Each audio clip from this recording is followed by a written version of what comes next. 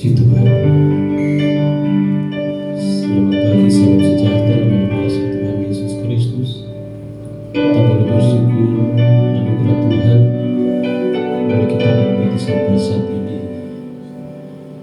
Itu sebabnya kita akan masuk di dalam hadirat Tuhan.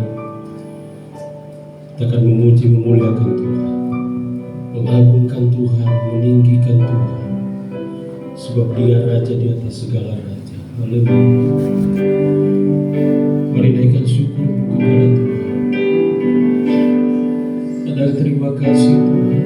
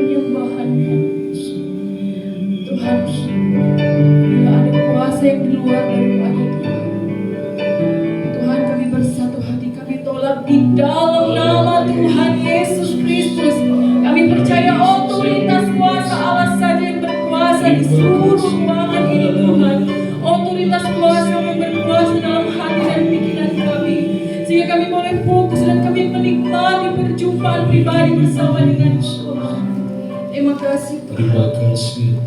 Jemaatmu yang sedang di dalam perjalanan, jaga lindungi mereka, hingga mereka semua bersama-sama dengan kami pada pagi hari ini memuji dan memuliakan. Kami semua yang mengambil bagian dalam pelayanan pekerjaan pagi hari ini, layakkan kami Tuhan, pada seluruh alat musik, sound system, multimedia yang dipakai untuk perayaan ibadah pagi hari ini. Tuhan berkati semua. Terima kasih Tuhan. Kami siap memuji dan memuliakan nama-Mu di dalam nama Tuhan Yesus Kristus. Terima kasih ya Tuhan. Terima kasih Tuhan. Segala pujian hanya bagi Tuhan. Kau semakin kami yang semakin kami tinggikan dalam hidup. Semuanya kami hanya persembahkan kepada-Mu. Persembahkan seluruh hidup kami. Kami hanya mau terfokus di dalam kepada Tuhan. Terima kasih, terima kasih Tuhan. Terima kasih Yesus.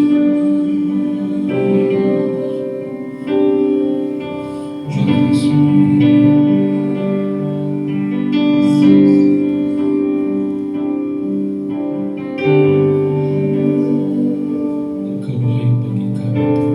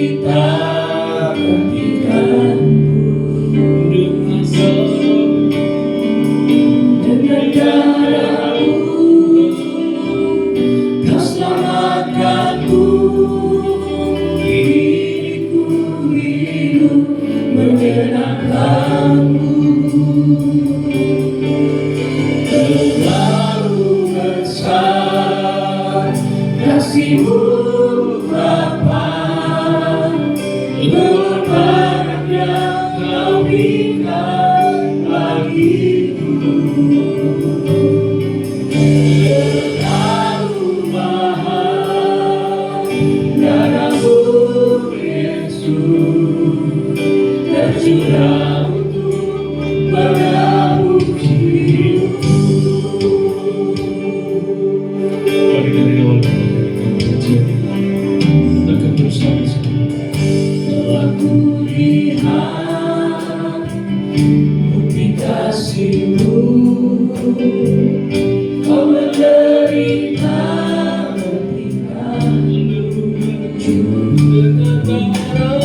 dengan darah-Mu, Kau selamatkanku. Kini ku hidup berdalam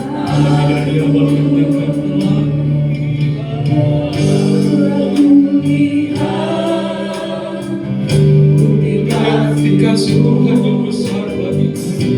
Kau menderita, Kau menyelamatkan kami. Dengan darah-Mu,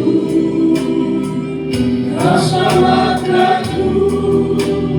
Kini ku hidup menyatakan dalam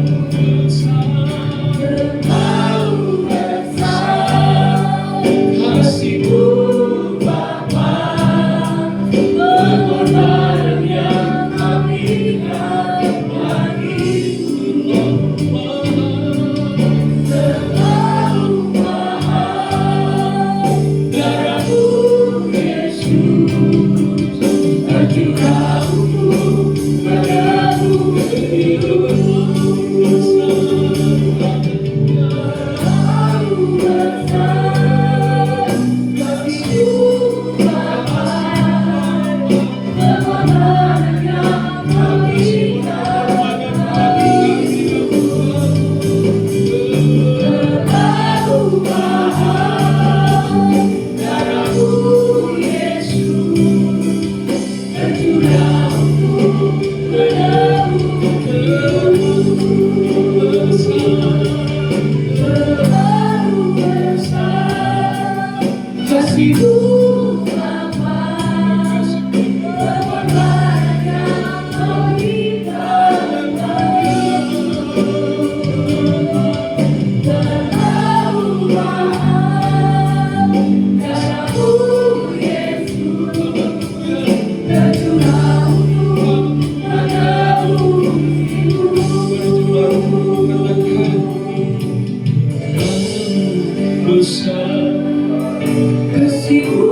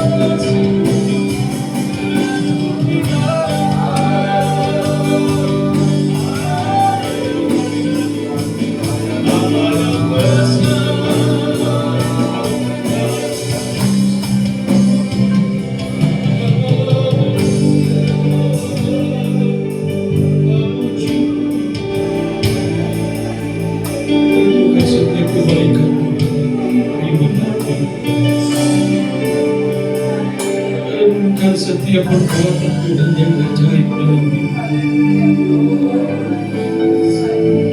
Dia menderita buat kita, bahkan dia mati buat kita untuk menebus setiap dosa pelanggaran-pelanggaran kita. Dengan apa kita akan balas kebaikan Tuhan dalam hidup? Dengan apa kita akan balas kasih Tuhan dalam hidup? Dan kita menaikkan setiap pengagungan kita kepada Tuhan. Haleluya, haleluya, haleluya. Terima kasih, terima kasih.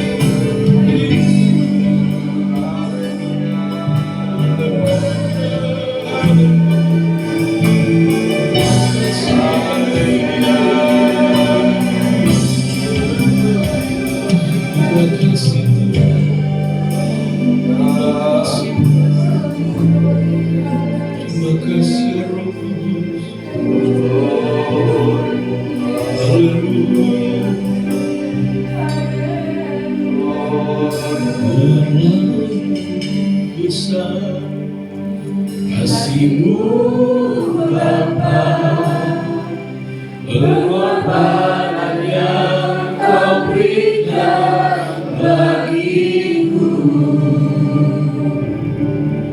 terlalu mahal. Darah-Mu Yesus tercurah untuk menebus hidup.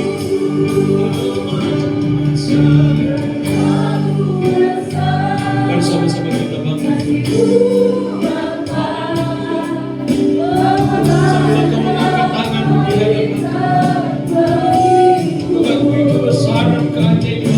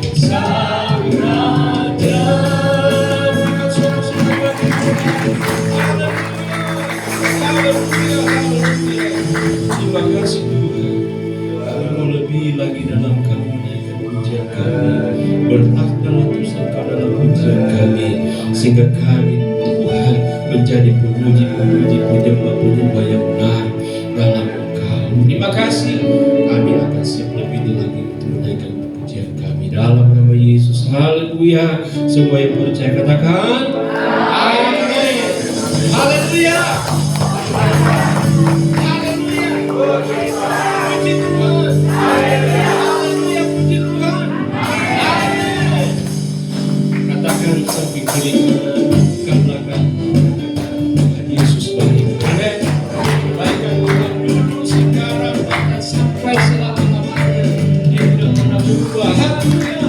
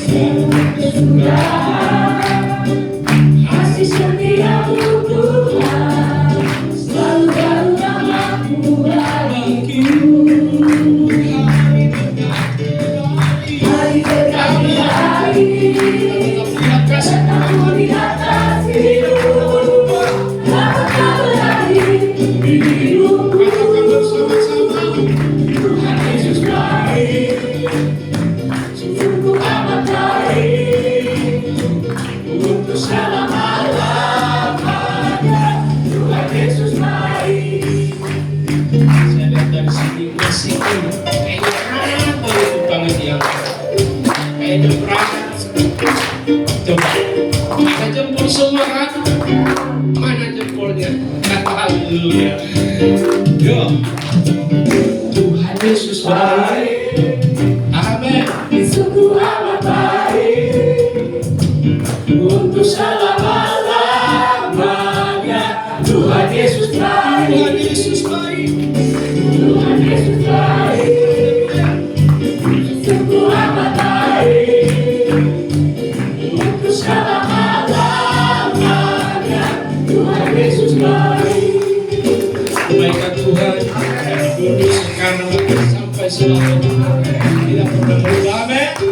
Haleluya. Yesus baik bagiku, Yesus baik bagiku, dulu sekarang dan selamanya. Yesus baik. Yesus baik bagiku, Yesus baik bagiku, dulu sekarang dan selamanya. Tuhan Yesus baik, Haleluya. sungguh amat baik Baik buat kita semua. untuk selama-lamanya. Tuhan Yesus baik, Tuhan Yesus baik. Tuhan Yesus baik, Amin. sungguh amat baik untuk selama-lamanya. Tuhan Yesus baik, Dari selamanya. dari selama-lamanya, Untuk selamanya. untuk selama-lamanya, Sampai selamanya. sampai selama-lamanya. Tuhan Yesus baik. Haleluya. Kebaikan Tuhan itu sungguh nyata dalam hidup kita. Begitu kita mau bersyukur atas kebaikan Tuhan, kita mau bersyukur atas kasih Tuhan. Haleluya. Bersyukurlah kepadanya, bawalah pujian baginya, karena Dia yang perkasa. Tuhanlah kekuatanku, Mazmur dan keselamatanku.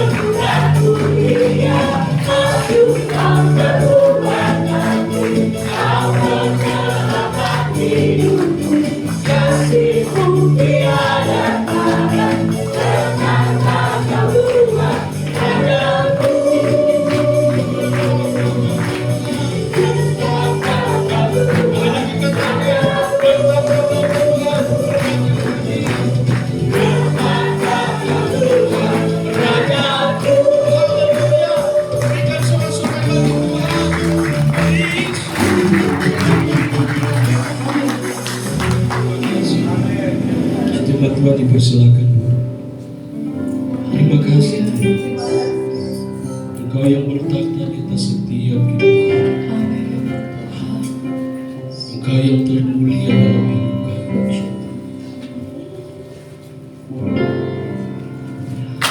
Ini kami umat-umat, ini kami umat-umat.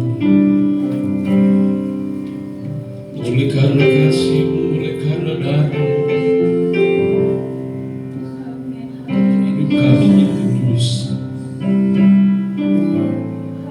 hidup kami menjadi berarti, Tuhan. Terima kasih.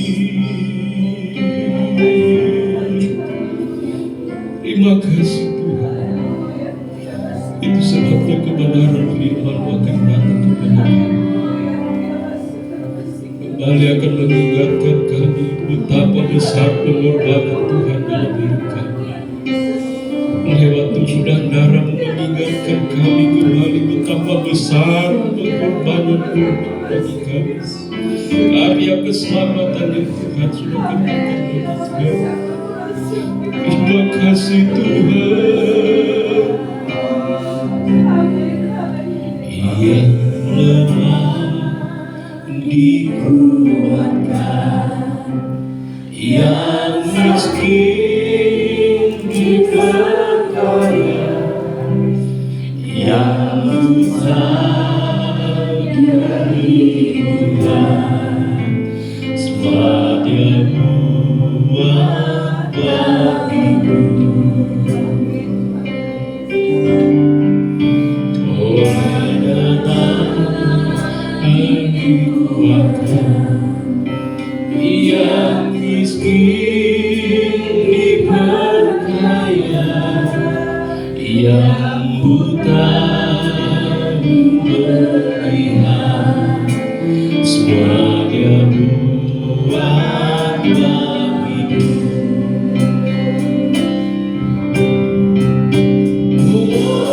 Hosana, Hosana, Yesus mati bagimu. Hosana, Hosana, Dia bangkit dari surga. Hosana, Hosana, Yesus mati bagimu. Hosana, Hosana, Dia bangkit bagimu. Yang lemah dikuatkan, yang miskin diperkaya, yang buta melihat, semua Dia buat bagimu. Oleh darah-Nya Tuhan, oleh darah-Nya Tuhan, dihapuskan dosaku. Oleh anugerah Allah, Kau jadikan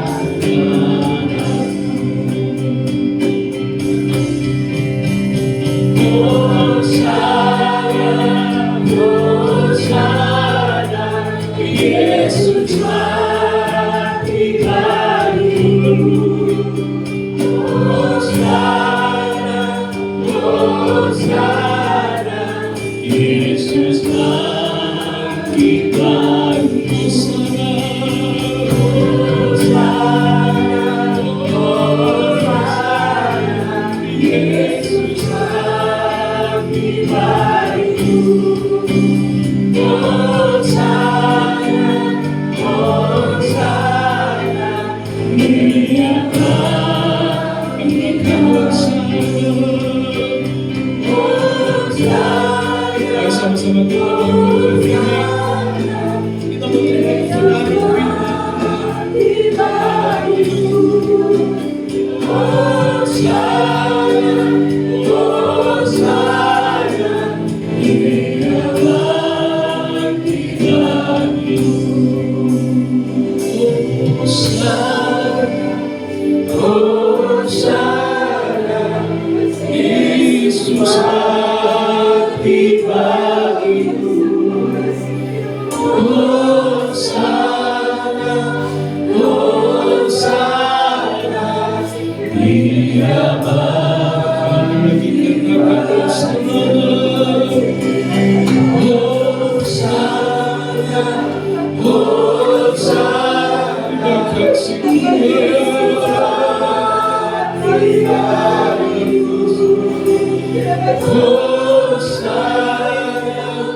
Hosana, Yesus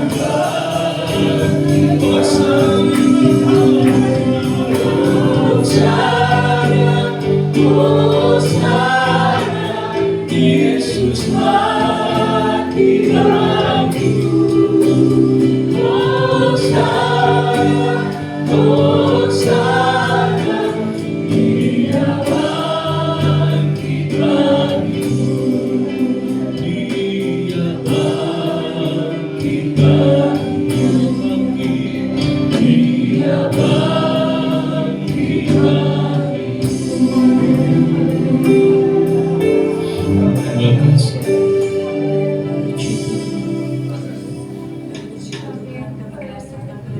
kasih. Pada pagi hari ini Tuhan, kiranya setiap pujian penyembahan kami ini Tuhan berbau harum di hadapan Engkau Tuhan, menjadi upaya yang harum di hadapan Engkau Tuhan yang menyenangkan hati-Mu Tuhan. Kalau sebentar kami akan duduk diam mendengarkan sebagian dari firman yang kebenaran Tuhan, kiranya Engkau memberkati kami Tuhan. Biarlah Roh Kudus tetap bekerja di tengah-tengah ibadah-Mu pada pagi hari ini, berkarya di setiap hati kami Tuhan, sehingga setiap kami ini menjadi tanah hati yang subur Tuhan. Setiap firman dan kebenaran-Mu itu boleh berakar, bertumbuh dan berbuah-buah dalam kehidupan kami, sehingga kami menjadi pribadi yang semakin berkenan di hadapan Engkau Tuhan. Terima kasih ya Tuhan. Berkatilah juga Tuhan untuk persembahan yang kami jalankan Tuhan. Biarlah menjadi berkat bagi pekerjaan-Mu di tempat ini. Hanya di dalam nama Tuhan kami Yesus Kristus. Haleluya. Amin. Amin. Puji Tuhan, silakan duduk. Kita akan memberikan korban persembahan pertama.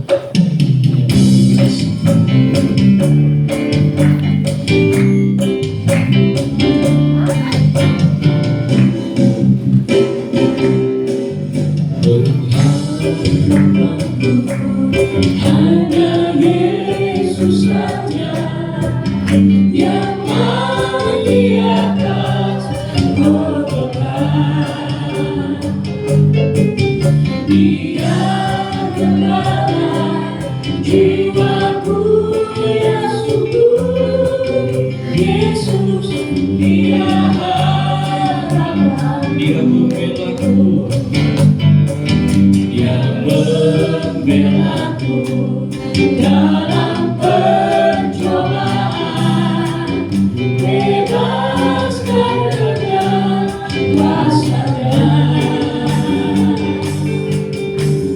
Di tegakkan kokoh bagai karang, Yesus harapan jiwa. Yesus harapan jiwaku. Yesus harapan dosaku. Dan pohon sabar dan kesenanganku. Yesus dia harapan. Yesus dia harapan. Yesus dia harapan. Sekali lagi, Yesus dia harapan. Yesus harapan jiwaku. Tuhan Yesus memberkati setiap persembahan kita, dan waktu selanjutnya saya serahkan kepada Bapak Gembala.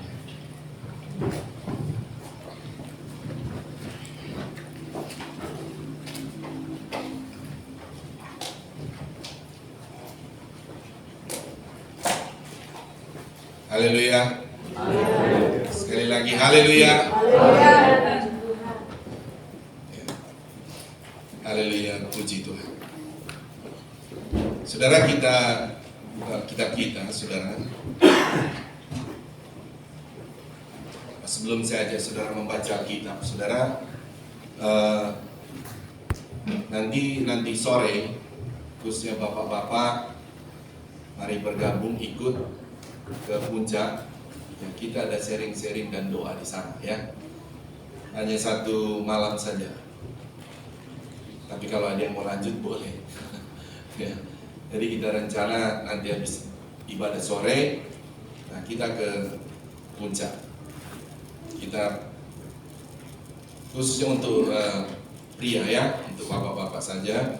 Karena juga selain kita sharing firman, saudara, kita harus membangun komunitas. Jadi komunitas rohani ya. Jadi di sini kan itu ada wadah itu kan memang dibuat untuk setiap jemaat itu dia akan punya komunitas di sana. Nah, adapun komunitas itu kita seperti ada wadah sekolah minggu, itu komunitas sekolah minggu. Nah, sekolah minggu ini juga mesti tidak boleh cuma ada di gereja dia punya komunitas. Sekali-sekali mesti bikin apalah anak-anak sekolah minggu di luar. Entah bikin di rumah siapa, entah cuma makan bersama, bikin games begitu. Jadi mesti ada komunitasnya. Remaja juga begitu.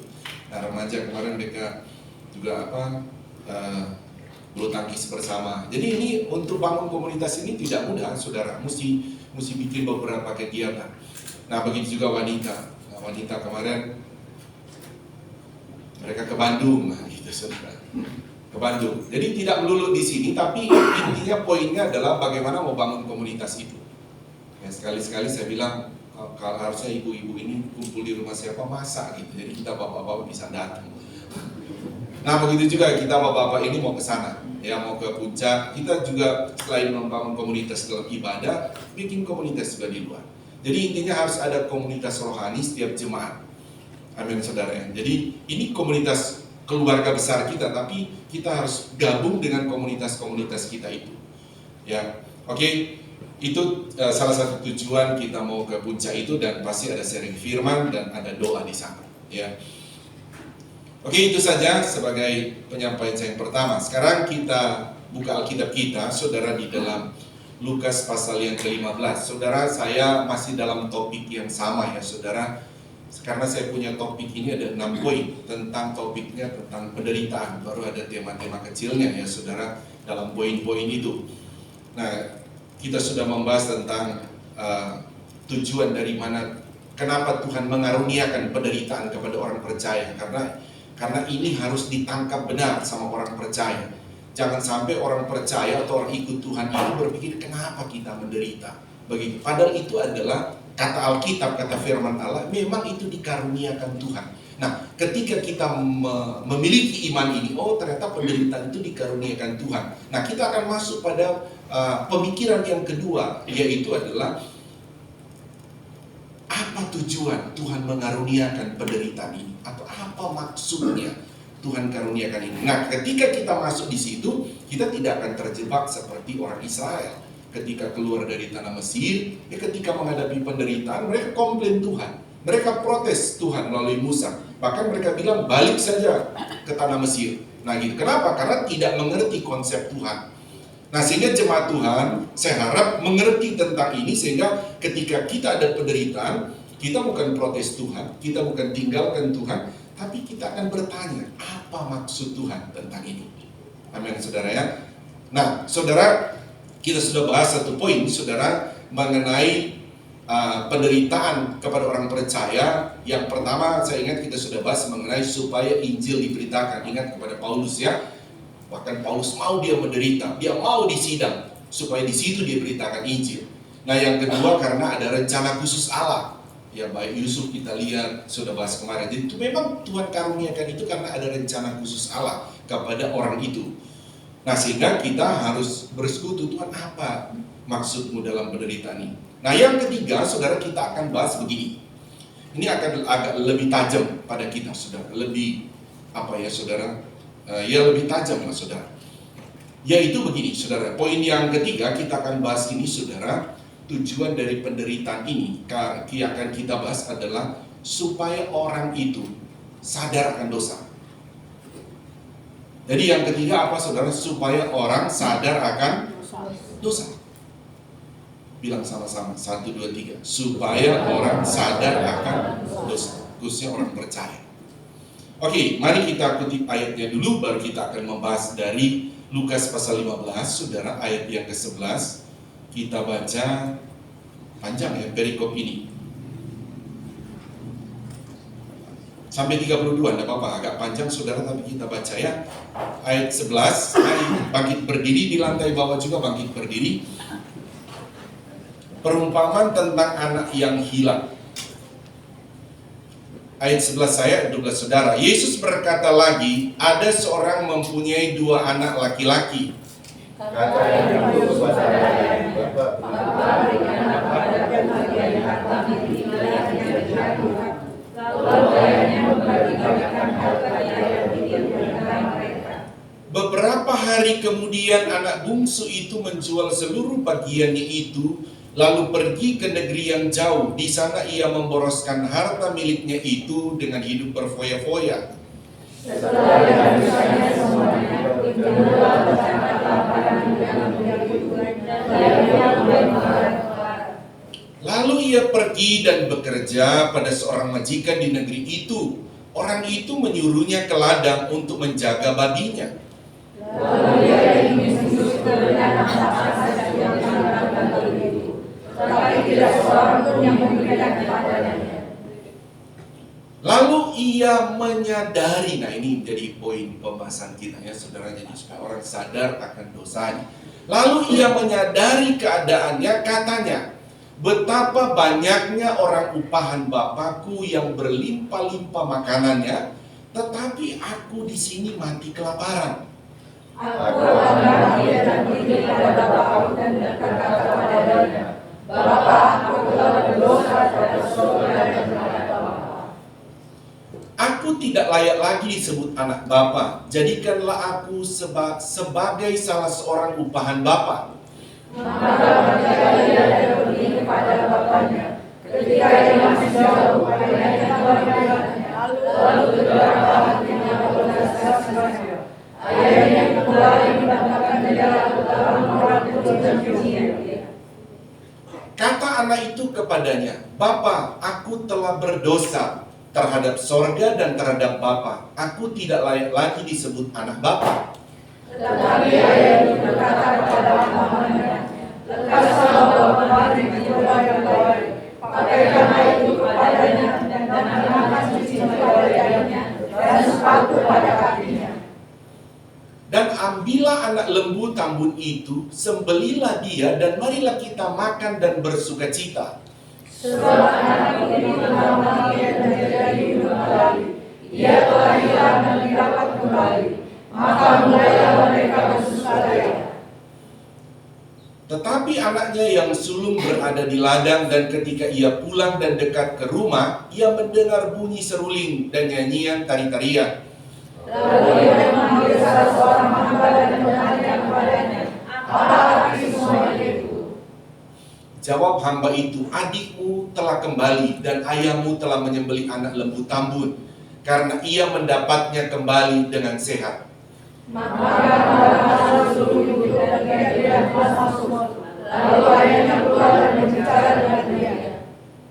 Tetapi ia menjawab ayahnya, katanya, telah bertahun-tahun aku melayani Bapa dan belum pernah aku melanggar perintah Bapa.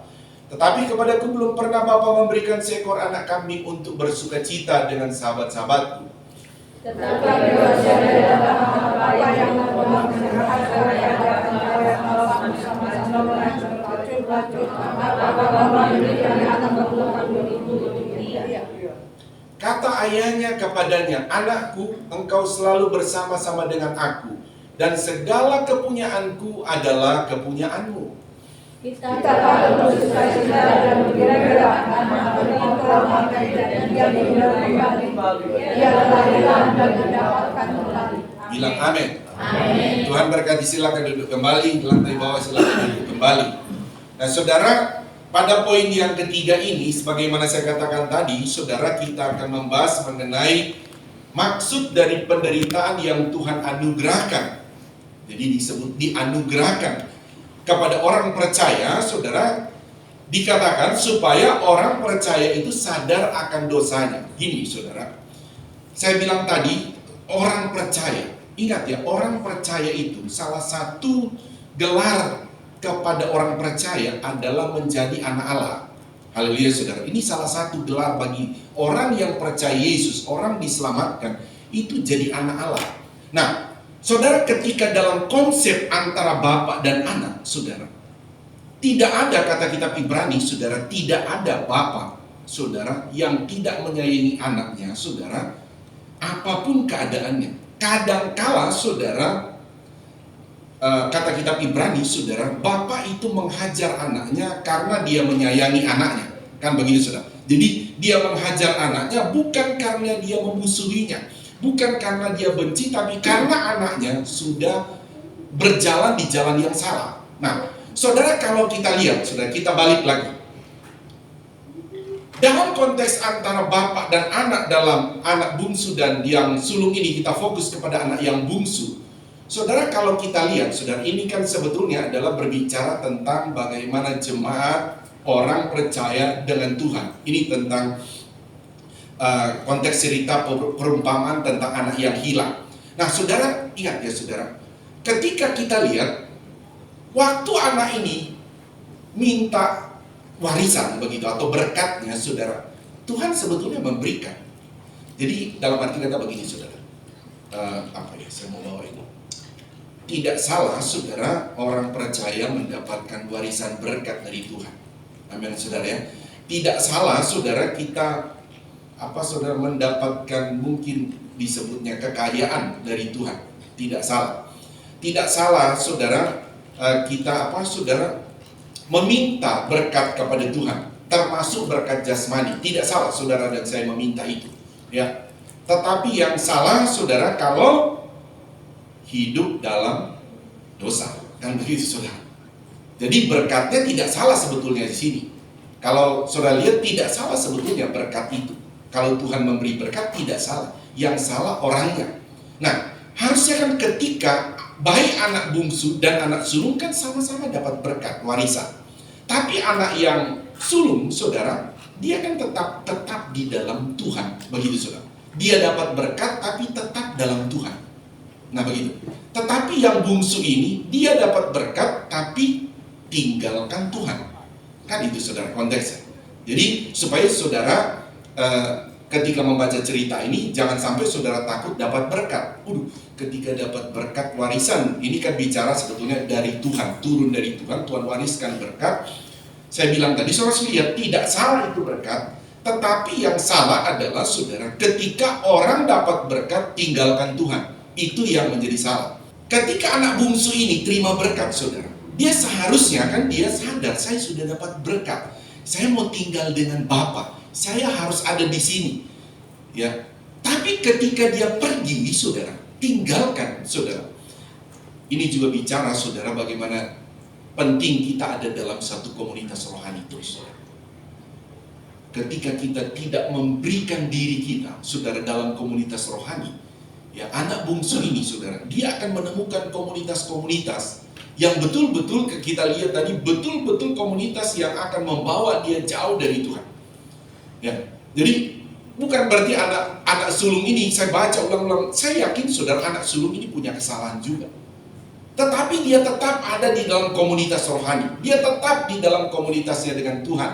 Nah, kalau kita lihat saudara, kembali ke anak yang bungsu, ketika dia pergi saudara, dikatakan bahwa dia itu pergi berfoya-foya, pokoknya hidup dengan dunia, tidak dalam komunitas rohani. Nah inilah saudara yang dalam Tuhan bahwa ketika tidak ada dalam satu komunitas rohani, dan ketika dia jauh dari komunitas rohani, sudah pasti saudara dia akan ada dalam komunitas dunia. Nah, ketika dia ada di sana, dikatakan tadi bahwa anak ini ayat 13, kita baca coba ayat ke-13. Ayat 13, mari baca bersama-sama ayat 13 ya. 1, 2, 3. Beberapa hari kemudian anak bungsu itu menjual seluruh bagiannya itu, lalu pergi ke negeri yang jauh. Di sana ia memboroskan harta miliknya itu dengan hidup apa saudara? Berfoya-foya.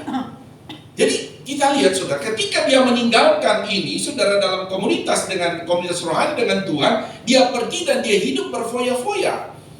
Jadi dia tidak melakukan lagi saudara kegiatan-kegiatan rohani dia, yang dimana saudara, kita ini orang percaya saudara, hanya bisa kuat hidup kita saudara, itu kalau kita itu memang dengar firman Allah. Haleluya saudara. Makanya selalu saya bilang jemaat Tuhan di tempat ini, minimal baca Alkitab satu hari berapa pasal? Minimal 1 pasal. Harus dibaca, ngerti nggak ngerti baca aja. Karena iman kita hanya bisa diisi oleh firman Allah. Nah ketika kita balik, anak bungsu ini pergi. Ingat ya, saya bilang tadi bahwa berkat tidak salah, tapi ketika dia menjauh saudara dari Tuhan, dia akan menemukan atau hidup dalam kesalahan-kesalahan di sana. Nah ketika saudara dikatakan dia sudah hidup berfoya-foya di sana, saudara dikatakan lagi ayat 14, kita lihat saudara, ayat 14, baca 1, 2, 3. Setelah dihabiskannya semuanya itu, timbullah bencana kelaparan di dalam negeri itu, dan ia pun lapar. So bisa bayangkan, tidak ada yang tahu bencana kelaparan ini, kita tidak tahu, bisa terjadi karena alam seperti kemarin, bisa terjadi COVID, itu kelaparan bisa terjadi karena situasi alam. Tidak ada yang tahu, saudara. Tapi dengan ini, saudara, tentu anak yang bungsu ini sudah salah langkah ya, saudara. Ayat 15, kita lihat ayat 15. Ayat 15, 2-3. Lalu ia pergi dan bekerja pada seorang majikan di negeri itu. Orang itu menyuruhnya ke ladang untuk menjaga babinya. Logikanya dia jalan, saya lapar, saya mesti cari kerja, begitu saudara. Jadi dia pikir kerja apa saja begitu. Padahal dia tadi hidup dengan bapaknya. Bapaknya itu punya segala sesuatu. Tapi karena dia keluar dari bapaknya, saudara, ya itu bicara gambaran Tuhan tadi, saudara, sehingga terjadi kelaparan, tapi dia tetap jalan logikanya. Saya pokoknya bagaimana perut saya mesti diisi makanan. Kerja apa saja, ya baik juga, saudara itu, baik juga. Kerja apa saja saya harus kerjakan, sekalipun menjaga babi. Saya tahu ini ada ceritanya. Sebetulnya ini, saudara, dia sudah pikir begini, sekalipun melanggar, apa aja saya harus lakukan. Maksudnya dia bekerja, saudara. Seharusnya yang melanggar itu kan kalau mereka makan babi orang Israel. Ya lihat tidak masalah. Ya mungkin ini dia mau kerja saja. Bagi orang Israel kan babi tidak boleh, haram bagi mereka untuk dimakan. Begitu, untuk dimakan. Jadi dia pikir, udah biar saya, kalau dia orang Israel, biar saya kerja di barang yang haram babi ini, saudara. Yang penting saya dapat uang untuk makan. Tapi kita lihat ayat yang ke-16. Ayat 16. Baca 1, 2, 3. Lalu ia ingin mengisi perutnya dengan ampas yang menjadi makanan babi itu, tetapi tidak seorang pun yang memberikannya kepadanya. Wah, jangan-jangan digaji bulanan dia kan. Oke, kamu kerja sini tapi gajiannya akhir bulan. Dia baru kerja mungkin, ini baru kerja 3 hari ini. Belum ada gajian, tidak ada uang, mau makan dari mana? Nah, kita lihat alurnya, saudara. Ini sebetulnya dia itu orang percaya. Orang percaya ini, sekalipun dia pergi, karena digambarkan bapak dan anak, saudara, itu sebetulnya, saudara, itu dia tidak dibuang oleh bapaknya. Nah, ini konsep juga orang percaya. Saudara, kita ini orang percaya, saya coba bawa saudara. Ketika saudara jadi percaya Yesus, pernah berdosa nggak, saudara? Pernah malas ibadah nggak, saudara? Pernah. Ya. Tuhan tinggalkan saudara nggak? Hilang nggak keselamatannya? Keselamatannya hilang apa enggak? Tetap enggak hilang. Karena hitungannya antara bapak dan anak. Di sini ada yang pernah ini kita bapak-bapak pernah nggak tinggalkan rumah? Maksudnya kesel sama orang tua. Ada yang pernah? Kita pergi kesel sama orang tua, oh pergi aja deh gitu. Pergi berminggu-minggu atau berhari kesel sama orang tua gitu. Terus hubungan kita antara anak orang tua hilang nggak, saudara? Nggak bisa hilang. Iya kan, saudara? Nggak bisa hilang. Makanya hitungannya ini diberikan perumpamaan antara bapak dan anak. Nah, makanya kita juga dengan Tuhan, saya bilang tadi salah satu status kita itu antara bapak dan anak. Nah, karena kita ini antara bapak dan anak, saudara, bukan berarti saudara boleh berbuat dosa, tidak. Tetapi kalaupun nanti seperti anak yang bungsu, orang percaya berbuat dosa, Tuhan tidak pernah kehabisan cara bagaimana dia harus kembali ke rumah Tuhan. Haleluya, saudara. Nah, sehingga saudara Islam Tuhan, sekalipun anak yang bungsu ini, dengan cara itulah saudara, Tuhan membuat anak bungsu ini harus kembali kepada Bapa. Harus dia kembali. Nah, demikian juga saudara, kita sebagai orang percaya, saudara, kita sebagai orang percaya, kadangkala saudara, dengan caranya Tuhan membuat orang percaya itu seperti anak bungsu ini. Dia sudah menderita, karena dengan penderitaan itu baru bisa sadar. Karena begini saudara, anak bungsu ini, selama dia belum menderita, titik poinnya kan dia sadar. Gitu saudara. Titik poinnya sadar. Ketika dia sadar, nah itu dia. Itu kasih karunia akan berlimpah bagi dia. Kita juga kan begitu, saudara. Dulu hidup begitu, hidup. Saya sudah rasakan hidup bagaimana di luar Tuhan, hidup bagaimana berdosa. Wah, pertama rasanya enak, lama-kelamaan, waduh. Saya ingat saudara, tapi dulu ya saudara, jangan ada ikutan ya. Jadi saya tahun 92 datang ke Jakarta. Tahun 92 datang Jakarta. 93 saya itu kos di Lenteng Agung. Kos di Lenteng Agung 93. Saudara, saya pertama itu kerja sama orang Manado, saudara, sebelum dari saya keluar dari toko yang ajak saya untuk pindah, saudara agama itu, saya bilang, enggak peduli saya tinggalkan kerjaan ini, saya hilang pekerjaan tapi saya tidak mau hilang Yesus. Jadi saya keluar dari sana. Nah, saya kerja ke salah satu orang saudara di Senayan, ngajarin orang bawa mobil. Jadi ngajarin di parkir timur Senayan itu. Nah, di situ dulu. Jadi orang Manado dipanggil saya, kamu bisa nyetir mobil kan? Iya, ajarin mereka. Ya udah, di situ dapat gaji dari situ. Tapi saudara, pada waktu itu saya ke gereja juga, di gerejanya itu.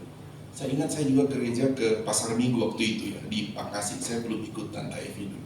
Jadi gereja di sini. Tapi yang saya lakukan saudara, itu sebagai orang percaya. Saya ketemu teman saudara, orang Manado juga saudara.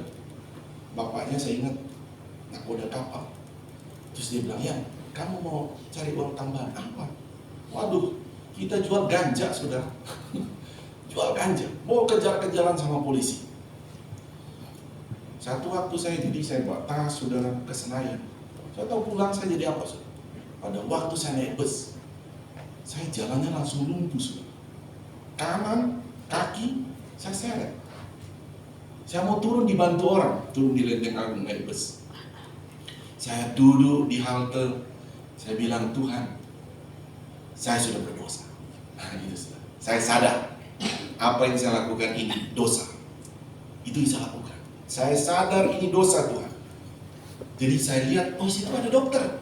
Ada dokter umum praktek. Saya seret kaki tangan saya. Saya pergi ke situ. Dokter, sakit apa? Mas, gitu. Saya bilang, saya mungkin stroke. Saya bilang gitu. Stroke? Iya. Tapi mulut saya nggak bengkok. Tapi ininya nggak bisa gerak.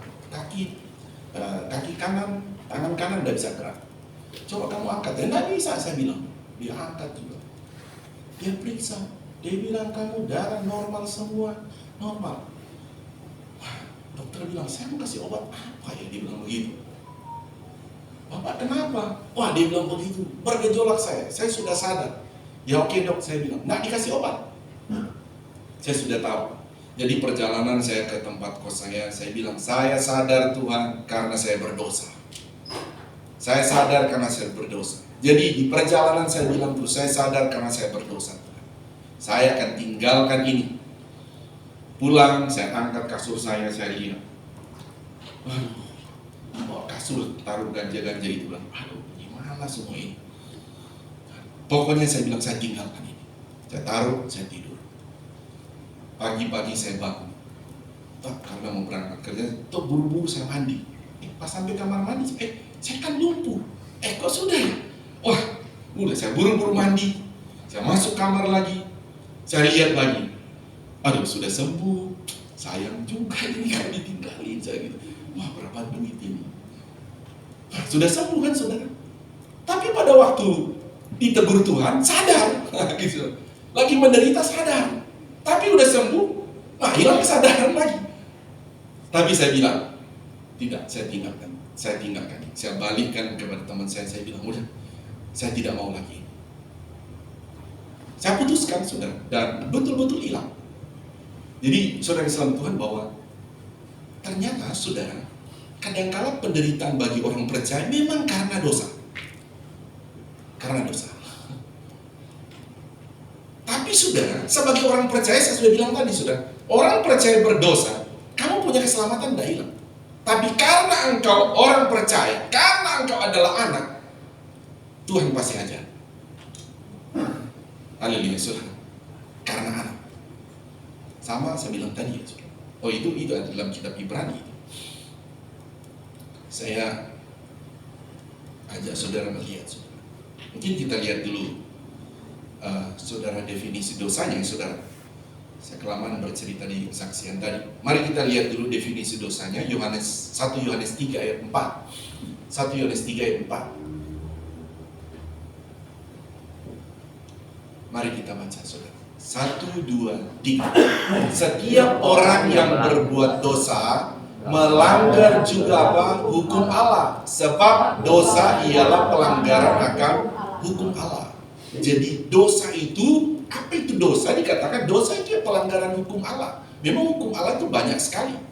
Ya, saudara, jadi bagi kita sebagai orang percaya, saudara, ada pelanggaran-pelanggaran yang kita lakukan. Tapi saudara dalam Tuhan ada Roh Kudus yang menyadarkan. Ketika Roh Kudus menyadarkan kita, saudara, kadang-kala kita sadar. Tapi kadang-kala saudara, orang itu seperti anak yang bungsu tadi. Dia masih mau tetap di situ. Ya sudah, kamu pilih tetap di situ. Tapi tetap saja Bapa di sorga tetap tidak akan membiarkan. Kita ini orang percaya. Mau sampai kapanpun saudara, orang percaya itu dia berdosa, tetap Tuhan tidak mau tinggalkan engkau. Bukan berarti Tuhan membiarkan kau berdosa. Tuhan akan bikin bagaimana caranya. Mau kalau tadi kan karena alam membuat jadi kelaparan. Nah begitu saudara. Pokoknya dengan caranya Tuhan balikan lagi orang ini. Sampai orang itu sadar. Karena engkau adalah anak. Haleluya saudara. Karena engkau anak. Coba kita saudara sebagai orang tua. Tidak mungkin saudara, kita sebagai orang tua biarkan anak kita. Kita tidak boleh memang membangun konsep saya punya anak, pokoknya tidak boleh ada salah. Tidak bisa saudara. Tuhan saja sudah tahu kita ini saudara. Ketika dia sudah selamatkan kita, dia juga sudah tahu pasti akan ada salah. Tapi ketika engkau salah, engkau ada Roh Kudus sadarkan. Tidak mau sadar. 1 kali disadarkan, 2 kali disadarkan, 3 kali disadarkan. Tidak mau sadar seperti anak bungsu. Nanti sudah kelaparan, kamu balik.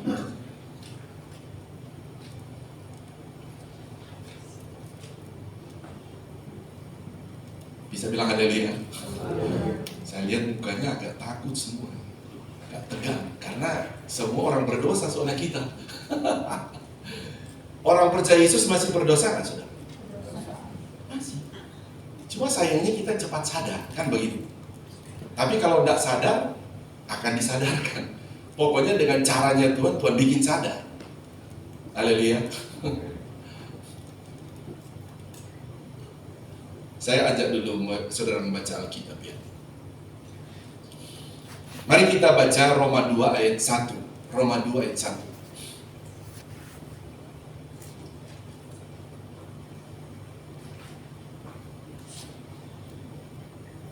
Bergantian ya saudara, ini bergantian. Sampai 11 bergantian. Mari bangkit berdiri dulu. Lantai bawah bangkit berdiri.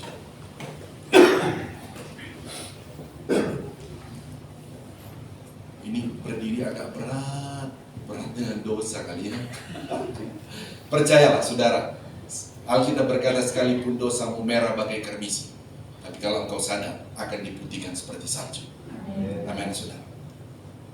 Mari kita baca, saya dulu ayat 1, ayat 2. Karena itu, hai manusia, siapapun juga engkau yang menghakimi orang lain, engkau sendiri tidak bebas dari salah. Jadi saudara sebagai anak Tuhan, tidak boleh menghakimi, kamu orang berdosa.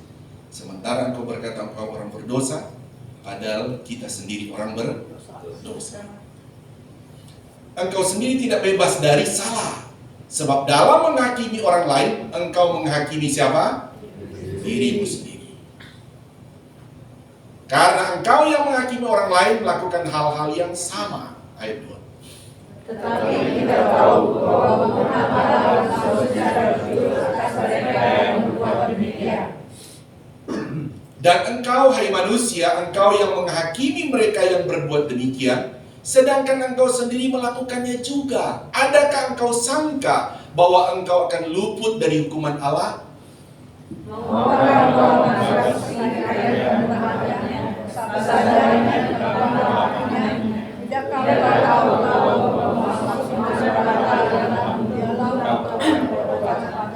Jadi ada maksud Allah, coba ayat tadi dulu ya, ayat 4. Jadi saudara ingat, jadi maksud dari kalau dia belum ditegur itu karena kemurahannya, kesabarannya, kelapangan hatinya, kan begitu saudara. Tapi nanti satu waktu itu akan terjadi, maksudnya dia pasti akan seperti anak yang bungsu. Tidakkah engkau tahu bahwa maksud kemurahan Allah?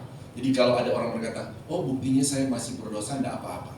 Itu masih kemurahan Allah, masih kesabarannya. Ia menuntut engkau kepada apa saudara? Pertobatan tadi, ayat 5 saya ya. Ayat 5. Tetapi oleh kekerasan hatimu yang tidak mau bertobat, engkau menimbun murka atas dirimu sendiri pada hari waktu mana murka dan hukuman Allah yang adil akan dinyatakan.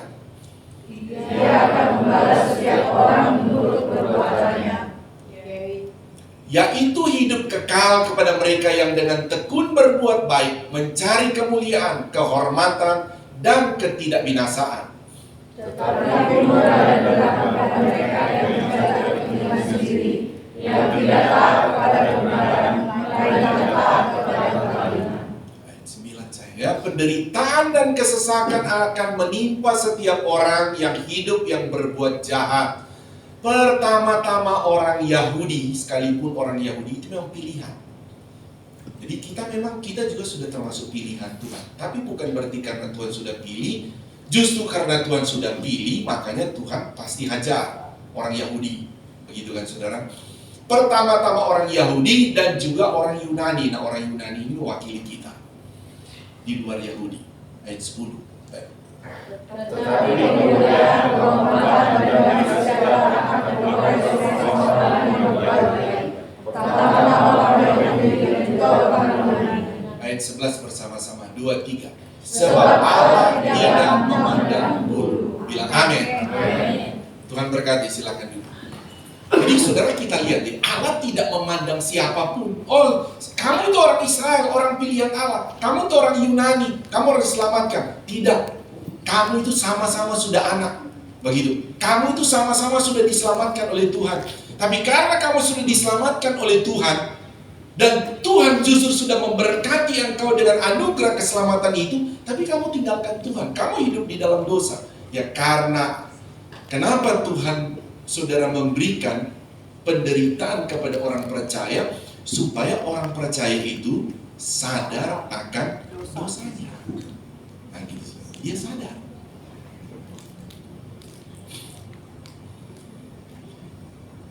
Yesaya 59 ayat 1 dan 2. Yesaya 59 ayat 1 dan 2. Kita baca lagi ya. 1, 2, 3. Sesungguhnya tangan Tuhan tidak kurang panjang untuk menyelamatkan, dan pendengarannya tidak kurang tajam untuk mendengar. Tetapi yang merupakan pemisah antara kamu dan Allahmu ialah segala kejahatanmu, dan yang membuat dia menyembunyikan diri terhadap kamu sehingga ia tidak mendengar ialah segala dosamu. Jadi saudara, kalau kita lihat kadang-kala saudara, ya Tuhan punya banyak cara sebetulnya saudara memberikan kesadaran bagi orang percaya saudara.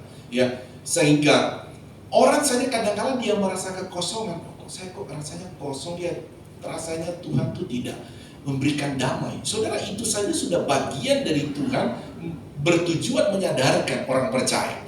Makanya ketika kita merasa sesuatu yang kayaknya tangan Tuhan nih tidak melawat saya nih, kayak tangan Tuhan tuh kayak jauh nih.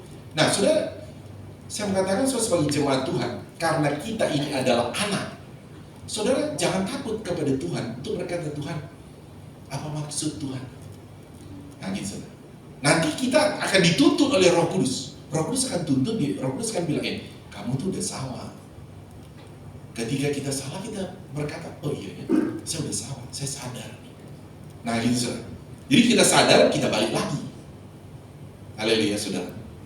Balik lagi. Kenapa saudara? Tuhan mau kasih penderitaan karena Tuhan tahu itu membuat engkau terpisah dengan saya. Tuhan bilang, karena dosa itu membuat kita terpisah dengan Tuhan.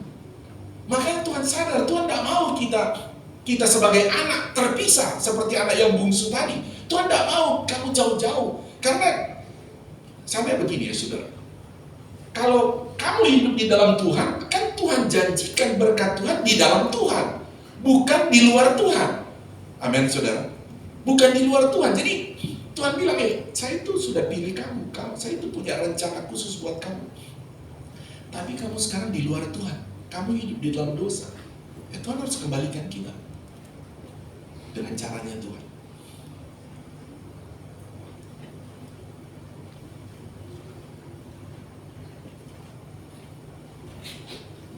Wahyu 18 ayat 5, saudara. Sampai 8.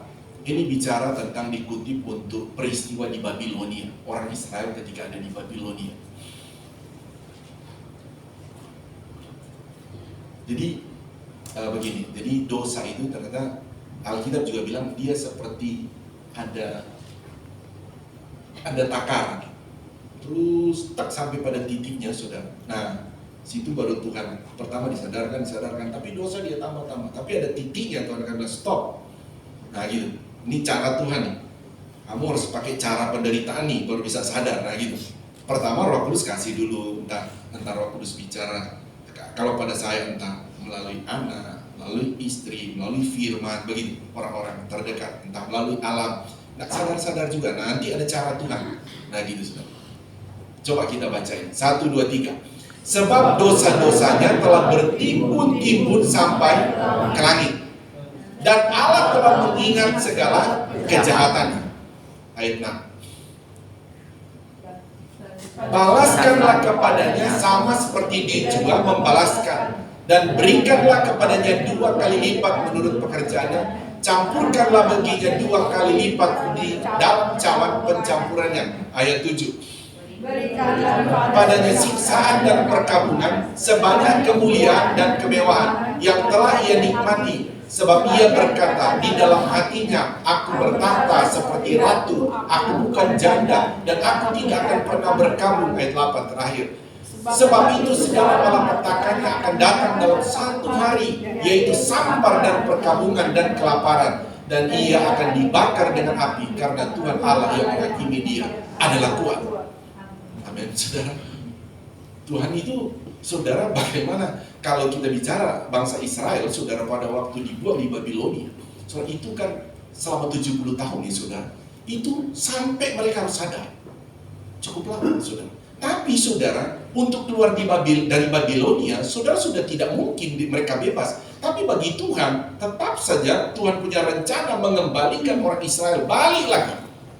Tuhan mengirim saudara satu kerajaan yang kerajaan kecil bisa mengalahkan Babilonia, dan melalui mereka perintahkan orang Israel balik lagi ke tanah mereka, tanah Israel.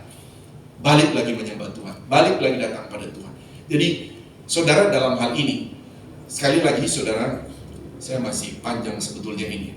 Ini membawa kita mau perjamuan kudus. Sekali lagi, sebagai orang percaya, Tuhan mengaruniakan penderitaan supaya saudara, dalam poin yang ketiga, saudara, supaya orang percaya sadar akan dosanya, seperti anak yang bungsu tadi.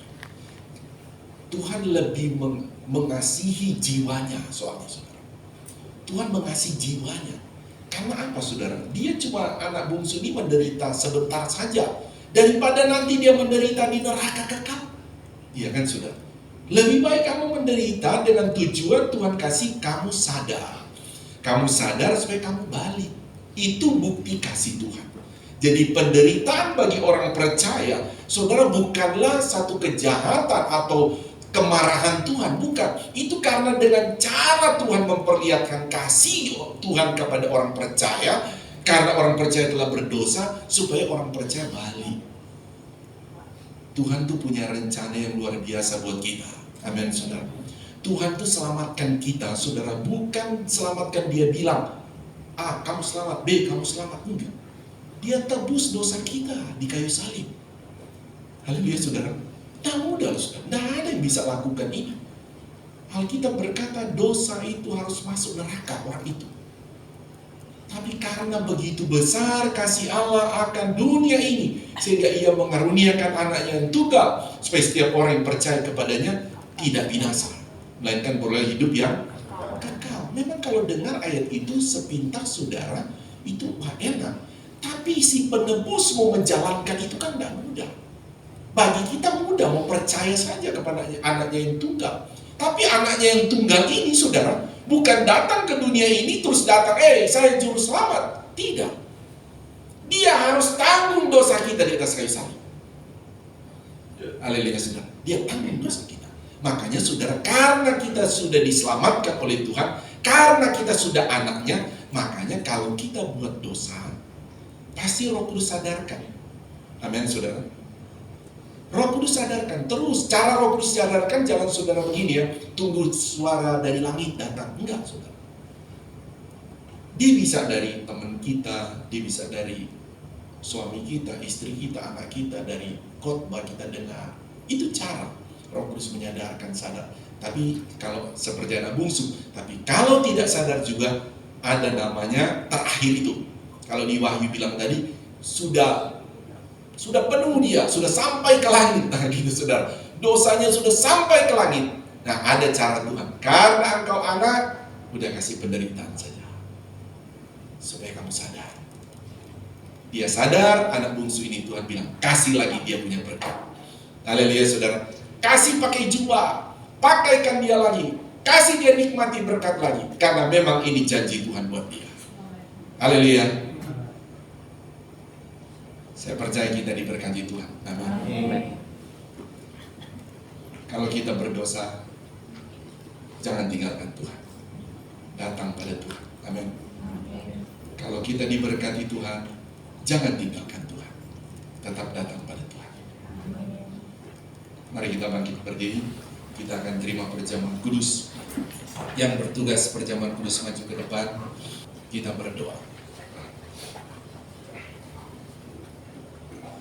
Kami datang kepadamu ya Tuhan. Kami bersyukur buat terang firman-Mu menerangi iman kami, menerangi akal pikiran kami ya Tuhan. Biarlah kebenaran firman-Mu ini terus menyertai hidup kami ya Tuhan, kemanapun kami pergi dan berada. Tuhan, terima kasih buat firman-Mu yang sudah datang mengingatkan kami. Kami percaya kami diberkati oleh Tuhan. Kami percaya kami adalah anak-anak-Mu ya Tuhan. Karena kami anak sehingga Engkau mau menegur kami. Terima kasih ya Tuhan. Saat ini kami akan masuk dalam perjamuan Tuhan. Roti dan anggur Engkau telah kuduskan untuk mengingatkan kami ya Tuhan, bahwa kami diselamatkan bukan hanya dengan perkataan Tuhan, tapi dengan tubuh dan darah Kristus di atas kayu salib. Tuhan, ampuni setiap salah dan dosa kami. Ampuni setiap salah dan dosa kami Tuhan. Basuh kami dengan darah. Basuh kami dengan darah. Bahkan kami percaya kuasa tubuh dan darah Yesus mematahkan, menghancurkan segala sifat-sifat dosa yang ditanamkan oleh iblis bagi kami. Terima kasih Tuhan buat kuasa tubuh dan darah Yesus. Setiap yang makan dan minum tubuh dan darah-Mu, yang lemah Tuhan kuatkan, yang sakit Tuhan sembuhkan, yang tertutup jalan Tuhan bukakan jalan. Kuasa dosa pun dipatahkan, dihancurkan. Kami alami kemerdekaan Kristus. Terima kasih ya Tuhan. Kami bersyukur. Terima roti dan anggur yang melambangkan tubuh dan darah Kristus. Dalam nama Tuhan Yesus kami berdoa. Haleluya. Amin. Silakan duduk. Bukan dengan barang fana.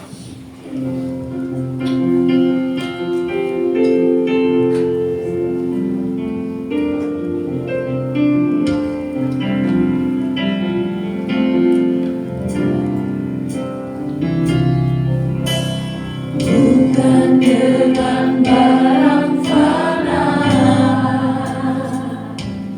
Kau membayar dosaku. Dengan darah yang mahal, tiada noda dan celah. Bukan dengan emas perak, Kau menebus diriku. Oleh segenap kasih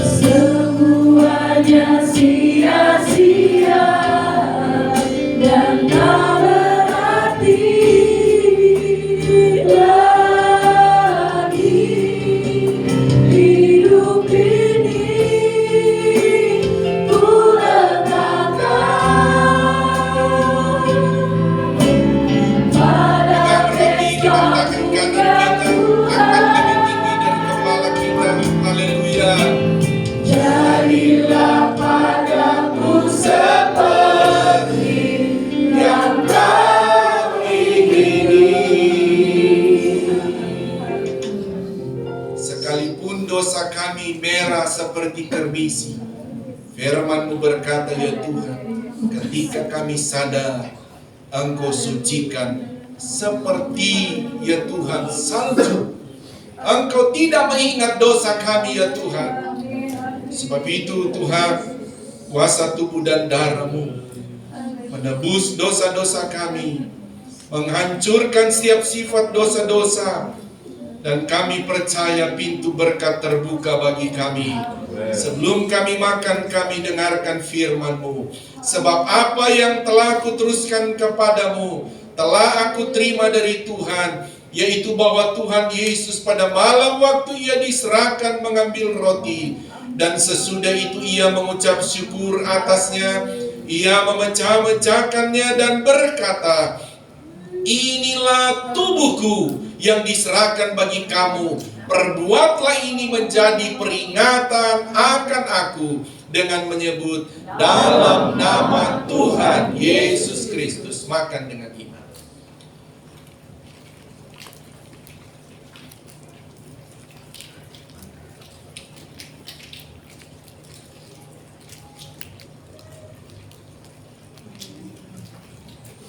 Pegang cawan dengan tangan kanan kita, dengar firman-Nya.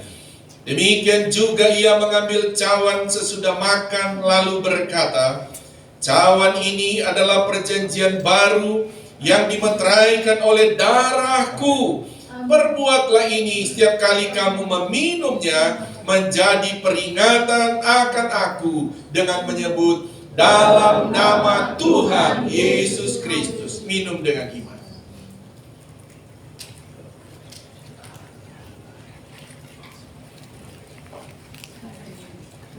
Haleluya Tuhan. Mari angkat tangan kanan kita, taruh tangan kiri kita di dada, mengucap syukur buat Tuhan kita. Kita ini anaknya Tuhan. Kita ini anaknya Tuhan. Dia mengasihi kita. Dia tetap menyucikan kita dengan darahnya, karena kita anaknya Tuhan. Karena kita telah diselamatkan oleh Tuhan. Kami bersyukur kepadamu Tuhan. Kami bersyukur Tuhan. Kami berterima kasih Tuhan, karena Engkau terus Tuhan mengampuni salah dosa kami. Karena Engkau terus beri kesempatan bagi kami ya Tuhan. Kami berterima kasih kepadamu. Setiap kami Tuhan, tangan-tangan yang sedang terangkat, Engkau basuh kami dengan darah-Mu. Dan setiap pergumulan demi pergumulan kami, pergumulan pribadi lepas pribadi, dalam rumah tangga, dalam pekerjaan, dalam keuangan, dalam kesehatan, kami taruh ke dalam tangan Tuhan.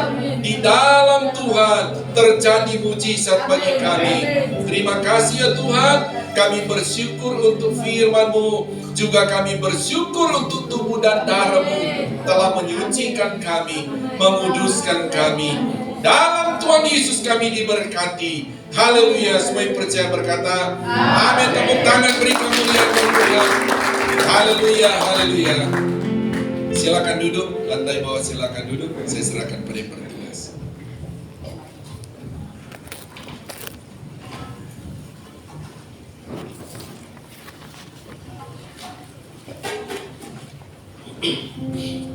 Puji Tuhan, Tuhan Yesus berkati kita semua dengan firman Tuhan dan tubuh dan darah Kristus. Dan saatnya kita akan memberikan korban persembahan kedua. Tugas persembahan siapkan dan kita akan berdoa. Terima kasih Bapa di surga, kami bersyukur oleh kebaikan-Mu, kami boleh terima kebenaran firman-Mu. bersama juga dengan tubuh dan darah-Mu. Kami percaya kami sudah dikuatkan, kami sudah dimotivasi kembali untuk kami terus ada dalam kebenaran-Mu. Berkati hamba-Mu Bapak Gembala, kembalikan urapan-Mu dengan kuasa otoritas-Mu. Dan saatnya kami akan memberi korban persembahan yang kedua, yang Engkau memberkati setiap tangan-tangan yang memberi. Kecil besar Tuhan balas sesuai janji firman-Mu. Kami akan memberi dengan sukacita dalam nama Tuhan Yesus Kristus. Haleluya. Amin. Harapanku hanya Yesus saja.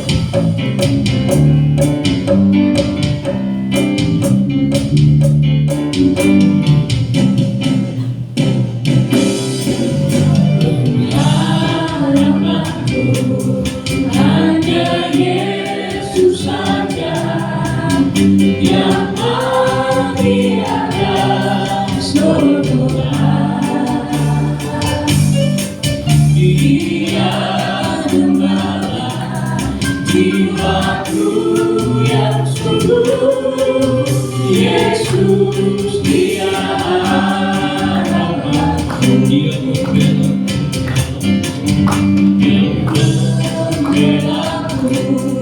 dalam percobaan, bebas dan dengan kuasa-Nya.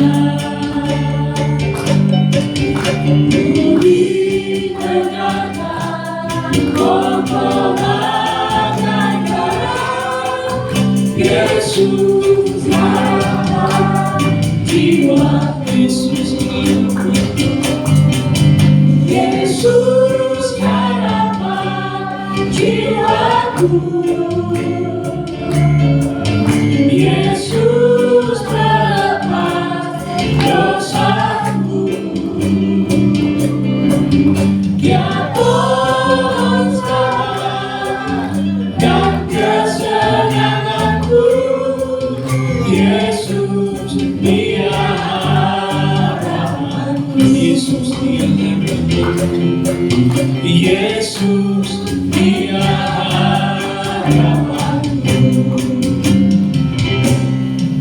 Puji Tuhan, Tuhan berkati setiap persembahan kita. Percayalah Tuhan membalas berkat semuanya dengan melimpah dalam hidup kita. Puji Tuhan, pertama-tama terima kasih kepada Bapak Gembala yang sudah menyampaikan kebenaran firman Tuhan.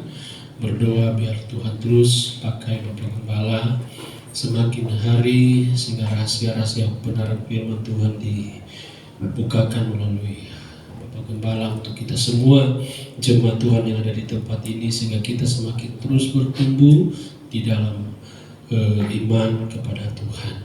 Puji Tuhan. Terima kasih juga kepada pelayan-pelayan yang sudah melayani. Kita percaya pelayanan kita tidak sia-sia, tetapi Tuhan yang memberkati. Bahkan seluruh kehadiran kita jemaat Tuhan, percayalah bahwa setiap apa yang kita sudah lakukan untuk Tuhan itu tidak akan pernah sia-sia, tetapi Tuhan yang memberkati. Dan untuk pengumuman bagi jemaat yang memberikan persembahan persepuluhan melalui transfer, dapat ditransfer ke nomor rekening BCA 7400516574 atas nama Yaji Mandorek sebagai Gembala Sidang. Dan yang sudah mentransfer dapat menginformasikan kepada Bapak atau Ibu Gembala untuk didoakan. Bagi setiap jemaat yang ingin menjadi jemaat ia tetap di GPD Kota Wisata, dapat menghubungi Ibu Gembala atau sekretariat Bapak Ramdi dan Bapak Ajung. Dan setelah ini jam 10 ada ibadah sekolah minggu di tempat ini, dan ibadah raya kedua jam 5 sore di tempat ini. Dan untuk kegiatan kita sepanjang minggu ini, hari Senin itu ada doa puasa ya 3 hari, karena ini minggu pertama setelah perjamuan kudus. Dan di situ bisa dipilih doanya, doa puasanya, puasa Esther, Daud, Adam, atau Daniel selama 3 hari ya. Dan ibadah komsel di keluarga Bapak Akio Pasar Minggu hari Rabu jam 7:30 malam. Dan ibadah gabungan Perprip dan WSP di gereja hari Jumat jam 7 malam. Dan hari Sabtu paginya itu doa pagi di tempat ini jam 7 sampai jam 8. Dan sorenya ibadah YMB jam 16.15. Kembali lagi dalam ibadah kita minggu, ibadah pertama jam 8 pagi di gereja, jam 10 ibadah sekolah minggu. Tidak ada, kita akan akhiri ibadah kita. Mari kita sama-sama bangkit berdiri, glory glory, haleluya. Dan di akhir pujian kasih Kristus Ibu Gembala. Glory, glory, haleluya. Mari angkat tangan kepada Tuhan. Kalau kita tinggalkan tempat kita percaya, kita pulang dengan membawa berkat-berkat yang luar biasa. Terima kasih. Haleluya, haleluya, puji,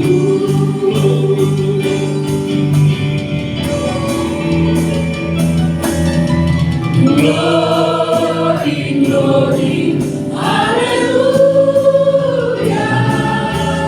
glory, glory, haleluya, glory, glory, haleluya, haleluya, puji,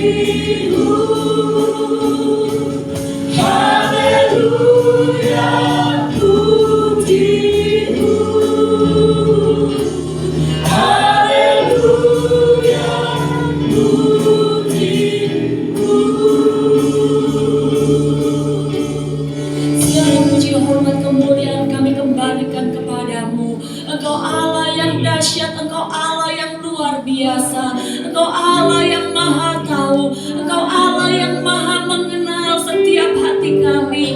Engkau melihat segala keberadaan kami pada saat ini Tuhan. Hati kami limpah dengan ucapan syukur Tuhan, karena Engkau sudah menyertai, Engkau sudah Tuhan mengurapi Tuhan ibadah kami Tuhan, dalam pujian penyembahan kami, di dalam kebenaran firman yang diberitakan. Kami bersyukur karena Engkau selalu mengasihi kami, Engkau tidak pernah membiarkan kami. Terima kasih Tuhan Yesus, terima kasih Roh Kudus. Kami bersyukur Tuhan karena Engkau selalu ada bagi kami. Dan khususnya saat ini kami datang kepadamu Tuhan, membawa setiap pergumulan umat-umat-Mu yang ada pada saat ini. Apapun yang menjadi pergumulan mereka Tuhan, baik mengenai kesehatan mereka, mengenai usaha mata pencaharian pekerjaan mereka, mengenai keluarga mereka, hari depan mereka, mengenai apapun juga Tuhan, kami datang dan berseru kepadamu karena kami tahu Engkaulah satu-satunya Tuhan yang sanggup menolong kami. Engkau satu-satunya Tuhan pengharapan kami Tuhan. Oleh karenanya kami bawa semua pergumulan kami di hadapan-Mu. Kami percaya Tuhan Engkau mengulurkan tangan-Mu Tuhan, Engkau mengulurkan tangan-Mu untuk menolong kami. Dan khususnya kami berdoa Tuhan untuk kehidupan rohani kami, umat-umat-Mu Tuhan. Ada banyak kali kami mengalami lembah dan juga mengalami gunung Tuhan dalam kehidupan rohani kami. Tapi kami mohon Roh Kudus kiranya Engkau terus berbicara di dalam kehidupan kami, sehingga ketika kami mulai menjauh daripada-Mu, Engkau sendiri yang menarik kami kembali untuk kami datang kepadamu. Kehidupan kami Tuhan, kami serahkan ke dalam tangan-Mu Tuhan. Terus bawa kami untuk hidup dekat kepadamu, terus bawa kami untuk hidup Tuhan mengandalkan Engkau, karena tanpa Engkau kami tidak mampu Tuhan. Tanpa Engkau kami pasti jatuh, tanpa Engkau Tuhan kami pasti terhilang. Oleh karenanya genggam erat kami di dalam tangan-Mu Tuhan. Terima kasih Tuhan Yesus, terima kasih Roh Kudus. Kami mau serahkan Tuhan kehidupan kami ke dalam tangan-Mu sepenuhnya Tuhan. Biarlah dari hari ke hari Kami semakin kuat di dalam Engkau sepanjang minggu yang akan datang Tuhan. Segenap kehidupan kami, kegiatan kami taruh ke dalam tangan-Mu. Baik di dalam usaha pekerjaan kami, di dalam keluarga kami, di dalam Tuhan ibadah-ibadah yang akan kami lakukan, Engkau mendahului dan Engkau bekerja di dalamnya Tuhan. Terima kasih Tuhan Yesus, terima kasih Roh Kudus. Program gereja Tuhan untuk kaum pria nanti malam sebentar Tuhan kami serahkan ke dalam tangan-Mu. Engkau ada di sana, Engkau mendahului dan Engkau yang akan beracara. Bahkan Tuhan Yesus untuk ibadah Tuhan hari Rabu nanti, ibadah hari Jumat, hari Sabtu doa pagi, ibadah sebentar anak-anak dan juga ibadah raya, semua kami serahkan ke dalam tangan-Mu. Engkau mendahului dan Engkau nyatakan karya-Mu, nyatakan kemuliaan-Mu di tengah-tengah kami Tuhan, sehingga ada pemulihan terjadi, ada kekuatan baru bagi setiap kami. Terima kasih Tuhan. Pergumulan kami Tuhan untuk tempat ibadah Tuhan, kami percaya Tuhan Engkau sudah menyiapkan semuanya bagi kami. Berkati umat-umat-Mu Tuhan, sehingga kami boleh menjadi berkat bagi rumah-Mu. Terima kasih Tuhan. Bangsa negara ini kami serahkan ke dalam tangan-Mu. Engkau memberkati bangsa ini sehingga kemuliaan-Mu dinyatakan di tempat ini. Terpujilah nama-Mu untuk selama-lamanya. Kami mau menerima berkat yang daripada-Mu. Mari angkat kedua belah tangan kita. Haleluya, haleluya. Inilah kami anak-anak-Mu ya Bapa di sorga. Mengangkat tangan kami kepadamu adalah terus pengakuan iman kami bahwa keselamatan hanya ada di dalam nama Tuhan Yesus Kristus. Engkau juga menjadi sumber segala sumber berkat buat kami semua. Memberkati kami semua ya Tuhan dengan berkat-berkat rohani yang luar biasa. Juga mohon berkati dengan berkat-berkat jasmani juga secara luar biasa. Saudaraku, terimalah berkat daripada Allah Bapa, cinta kasih sayang daripada Tuhan Yesus Kristus, penghiburan, persekutuan, pengurapan baru dari Roh Kudus, mengurapi, memberkati kita semua saat ini sampai Maranatha. Tuhan Yesus Kristus datang kembali menjemput kita semua. Taruh tangan di dada, naikkan pujian ini.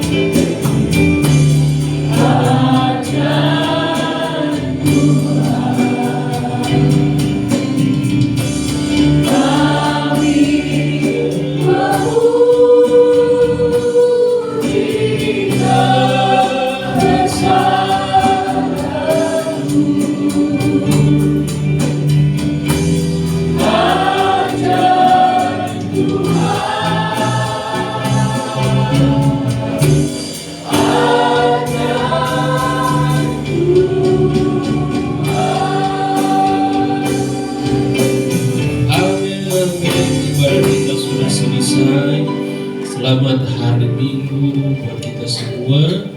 Tuhan Yesus memberkati. Oh ya, pengumuman tambahan hari Minggu depan, berarti tanggal 11 Agustus ibadah sekali ya. Pagi digabung karena setelah itu ada kegiatan diakonia donor darah. Ya, tanggal 11 hari Minggu. Jadi ibadah digabung di pagi hari di jam 8. Setelah itu donor darah. Ya, puji Tuhan, Tuhan Yesus memberkati.